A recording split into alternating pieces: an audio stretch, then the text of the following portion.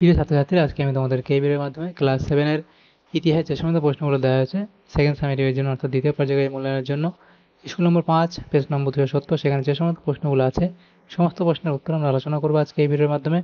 তোমরা ভিডিওটা শুরু থেকে শেষ অবধি অবশ্যই দেখবে, আর চ্যানেল যদি নতুন হয়ে থাকে অবশ্যই তোমরা চ্যানেলটাকে সাবস্ক্রাইব করে রাখবে পরবর্তী স্কুলগুলো প্রশ্ন উত্তর পাওয়ার জন্য।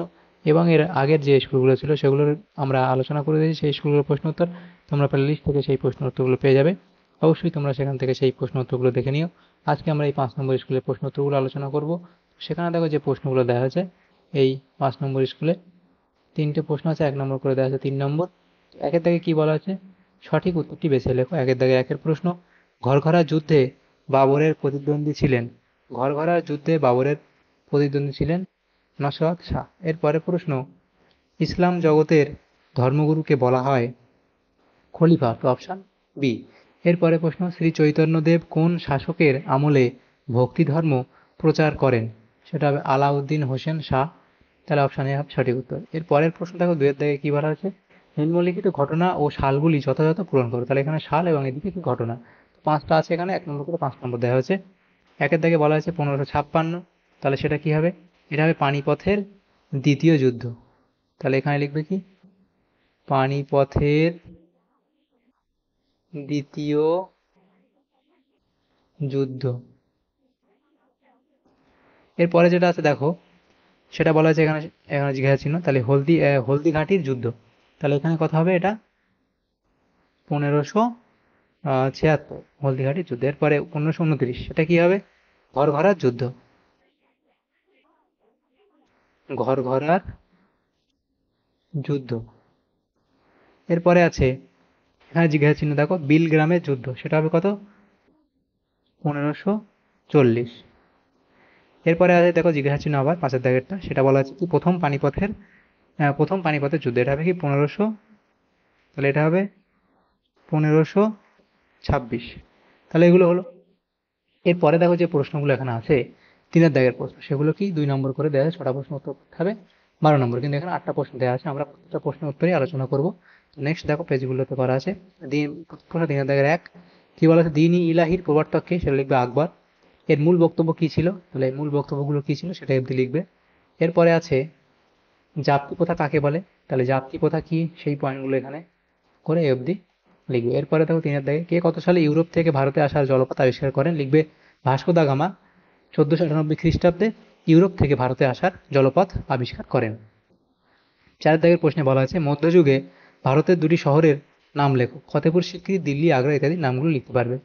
এরপরে 5এর দাগের প্রশ্ন কি বলা আছে দেখো, যে পর্তুগিজরা ভারতের কোন 2টি জায়গায় বাণিজ্য কুঠি স্থাপন করেছিল?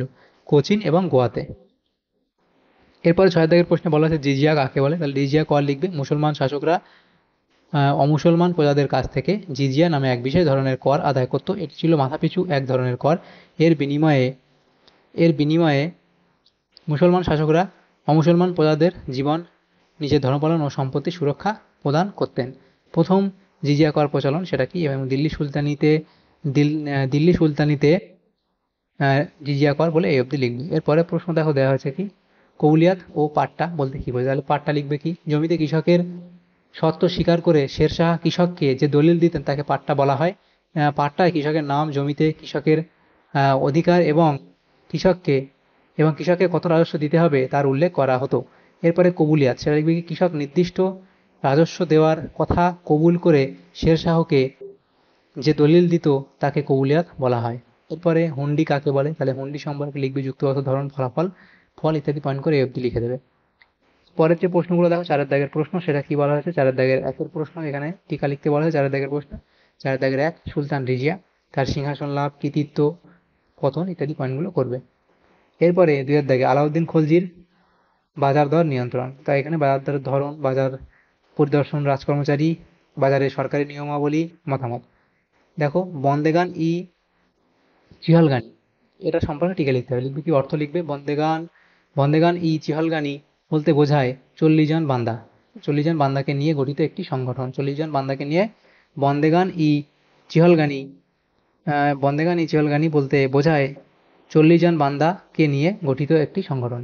বন্দেগান-ই-চিহলগানি কথাটি তুর্কান ই চিহলগানি বা 40 চক্র নামে পরিচিত। তুর্কান ই চিহলগানি শব্দের অর্থ হলো 40 জন তুর্কি বা 40টি তুর্কি পরিবারের একটি সংগঠন। প্রতিষ্ঠা ও অবসান: সুলতান ইলতুৎমিশের আমলে এই সংগঠন গড়ে উঠেছিল। 40 চক্রের অন্যতম প্রধান সদস্য গিয়াসউদ্দিন বলবান সুলতান পদ লাভ করার পর 40 চক্র ধ্বংস করেছিলেন। এরপরে প্রশ্ন দেখো দেওয়া আছে কি 4 দাগের, মুঘল আমলে মনসবদারি ও জায়গিরদারি ব্যবস্থা। তাহলে মনসবদারি কোথা, অর্থ, এই পয়েন্টগুলো করবে এখানে, যে পয়েন্টগুলো গুরুত্ব, জায়গিরদারি ব্যবস্থা, জায়গিরদারি সংকটের কারণ, এই পয়েন্টগুলো করে ফলাফল অবধি লিখবে। এরপরে 5 দাগে বলা আছে কি দাক্ষিণাত্য ক্ষত। দাক্ষিণাত্য ক্ষত লিখবে বিজাপুর ও গোলকোন্ডা দখল, মারাঠা সাম্রাজ্য দখলের চেষ্টা এবং দাক্ষিণাত্য ক্ষত ইত্যাদি পয়েন্ট করে অবধি লিখবে। এরপরে আকবরের রাজপুত নীতির বিশেষত্ব। তাহলে আকবরের রাজপুত নীতির বিশেষত্ব লিখবে। রাজপুতদের সম্পর্কে আকবরের গৃহীত নীতি, বৈবাহিক সম্পর্কের নীতি, উচ্চ রাজপদে নিয়োগ নীতি, বিভিন্ন সুযোগ সুবিধা প্রদান নীতি এবং যুদ্ধ নীতি ইত্যাদি পয়েন্টগুলো করে তোমরা এই অবধি লিখবে। এরপরে দেখো দেওয়া আছে কি 5। আচ্ছা, এখানে আমাদের 6টা হয়ে গেছে। এটা আছে, এটা আমাদের আগের স্কুলে ছিল, সেটা ভুল করে চলে এসেছে। তাহলে ওটা কমপ্লিট। এবং 5 দাগে যেটা বলা আছে যে কোনো দুটি প্রশ্নের উত্তর দাও। এখানে প্রত্যেকটা 5 নম্বর করে 10 নম্বর দেওয়া আছে, 3টে প্রশ্ন দেওয়া আছে, আমরা 3টে প্রশ্নের উত্তর আলোচনা করব। প্রথম প্রশ্ন, মোহাম্মদ বিন তুগলকের যে কোনো দুটি পরিকল্পনা ও তার ফলাফল ব্যক্ত করো। তাকে খামখেয়ালি রাজা বলা কতটা যুক্তিসম্মত সে বিষয়ে নিজের মতামত দাও। তাহলে রাজধানী স্থানান্তরের পরিকল্পনা, তার পরিকল্পনা ফলাফল লিখবে। এবং তাম্র ও রৌপ্য মুদ্রার পরিবর্তে কাগজের মুদ্রা চালু করা ইত্যাদি এর যে পরিকল্পনা, এই দুটো পয়েন্ট এবং এর পরিকল্পনা ফলাফল লিখবে। মতামত তোমরা লিখতে পারো যে যে তাকে খামখেয়ালি রাজা বলাটা কতটা যুক্তিসম্পন্ন, সেটা লিখবে কি এটা এই অবধি তোমরা লিখে দেবে। পরে প্রশ্ন দেওয়া আছে দেখো 2 দাগে, যেটা কি দিল্লিতে জলের অভাব দূর করতে দিল্লির সুলতানি শাসকরা কি কি পদক্ষেপ নিয়েছিলেন। তারপরে আছে কি বর্তমান সময়ে চারিদিকে যেভাবে জলের অপচয় হচ্ছে তা দূর করতে কি কি করা উচিত বলে তুমি মনে করো। তো দেখো এখানে দিল্লিতে জলের যে এখানে দেখো জলের অভাব দূর করার জন্য জলের সমস্যা, তারপরে এই পয়েন্টগুলো করবে, সমস্যা সমাধান ইত্যাদি এখানে পয়েন্টগুলো করে দেবে। এরপরে যেটা বলা আছে দেখো 3 দাগের প্রশ্ন, বিজয়নগর সাম্রাজ্যের প্রতিষ্ঠাতা কে এবং কোথায় এই রাজ্যটি গড়ে ওঠে। তাহলে বিজয়নগর যে যে রাজ্যটি সাম্রাজ্যের প্রতিষ্ঠাতা কে তারা লিখবে, কত সালে হয় সেটা লিখবে। পর্যটকদের চোখে বিজয়নগর সাম্রাজ্যের যে বর্ণনা পাওয়া যায় তা লেখো। তাহলে এই পয়েন্টগুলো এখানে তোমরা প্রত্যেকটা পয়েন্ট এখানে পরপর করে দেওয়া আছে, তোমরা লিখবে। তাহলে এই প্রশ্ন এই অবধি লিখে দেবে, তাহলে এই প্রশ্নগুলো উত্তর তোমাদের হয়ে যাবে। তাহলে দেখো আমাদের এখানে যে প্রশ্নগুলো ছিল ক্লাস 7-এর ইতিহাসের এই 5 নম্বর স্কুলে, সেগুলো আলোচনা করলাম আমরা। এই স্কুলের বেশিরভাগ প্রশ্নগুলো আমরা আলোচনা করে দিলাম এই ভিডিওর মাধ্যমে। তোমাদের যদি সামান্যতম উপকার এসে থাকে ভিডিওটা, অবশ্যই একটা লাইক করবে আর বেশি বেশি করে বন্ধুদের সাথে শেয়ার করবে। এবং পরবর্তী যে স্কুলগুলো আছে সেগুলোর প্রশ্ন উত্তর পাওয়ার জন্য অবশ্যই তোমরা আমাদের চ্যানেলটাকে সাবস্ক্রাইব করে রাখবে। Thank you, thanks for watching.